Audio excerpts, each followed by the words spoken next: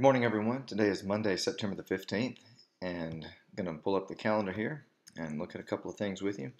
Um, we are moving right along in the semester. Today being the 15th, your exams were due about 15 minutes ago, so I'm going to get started grading over those. What you're going to be working on this week is your Netflix paper, and I'd like to talk to you about that. Okay, so your instructions for the Netflix project are to consider Netflix as a company in 2011. You'll bring in some of their up-to-date information in your paper, but in general, what I want you to do is to read about Netflix as a company in 2011 because that's when the whole Quickster debacle happened, where they announced suddenly that they were going to uh, split the company into two, and they were going to have one company that would handle all the streaming, which would be Netflix, and then there would be Quickster that would deal with the DVD by mail part of the company, and that was just a big flop. The customers didn't like it. It didn't go over well with their customers, uh, and they lost a lot of their market share. And so, but when you look at what they were trying to do, it actually makes sense because they have two very different business models. So on one hand, it makes sense, but then on the other hand, the way they implemented this change was not very well thought out. It was just kind of a throw everybody in the bathwater at once and see who sinks and who swims. And so ultimately, they backed off on it. Okay, so your job is to do a SWOT analysis. Look at their strengths, weaknesses, opportunities, and threats at the time in October 2011 when they were getting ready to do this, to announce this shift.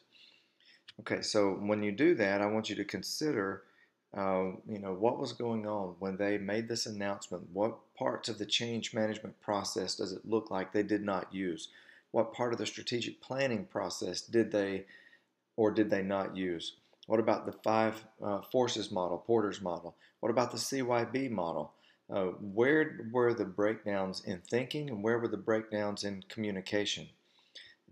As you see here, what we're looking at Netflix for is not because they're a technology company, why that zoomed up, but because it's a dilemma of corporate strategy. There's task technology fit. Their company had evolved and grown into two different business models because of technology. So technology changed, which changed the way they could do business, but the way they handled their response to the change is what makes this such an interesting case. So here's what you're going to do. You're going to give me a SWOT analysis from 2011. Answer these two questions after the SWOT analysis. What, in your opinion, is the single most important lesson that can be learned? And how could the theories presented in the book have helped Netflix in their actions in 2011? Now, what you can bring in, if say you think that they should have used the change management continuum, and you can want to look at what they've done since then and say, okay, it looks like they've learned something. That's okay. So you can bring in some current information if it supports, if it makes sense. But in general, the information I'm wanting you to pull up and read about are articles and things surrounding the time of 2011. I'm not wanting to confuse anything, but what happens sometimes is people give me a SWOT analysis for Netflix today and then try to answer the question about what could be learned from what they did in 2011. But you need to be thinking 2011 the whole time. So you're going to research the web. There's plenty of things. You can just do a web search for Netflix debacle of 2011, and you're going to find plenty of articles about what happened then. And there's been plenty of articles written about it since it happened. So that's what you're going to do. And as always, my goal on the length is the Goldilocks paper. Not too long, not too short, but just right. As always, you're going to write it in a Word document and export as a PDF and upload your PDF for your final report. That's going to be due next Monday on, let's see, the 22nd at noon. So if you have any questions, just get in touch with me about this.